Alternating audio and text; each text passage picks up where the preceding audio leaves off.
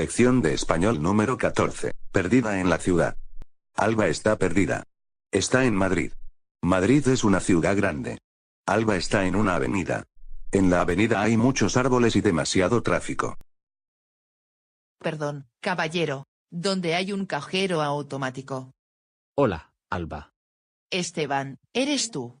¿Cómo estás? Estoy bien. ¿Y tú? Estoy cansada. Estoy preocupada porque estoy perdida. Mi sentido de la orientación no es muy bueno. ¿Dónde hay un banco? Hay muchos bancos en este barrio. Hay un banco ahí.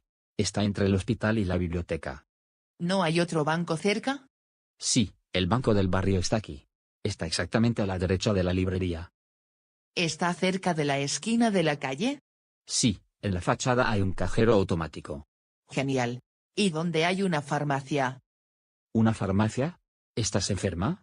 Sí, estoy un poco enferma pero no es grave. Estoy constipada. Es una buena idea. En la farmacia hay aspirinas. La farmacia está a la izquierda del supermercado. También hay otras tiendas. ¿Está enfrente del parking?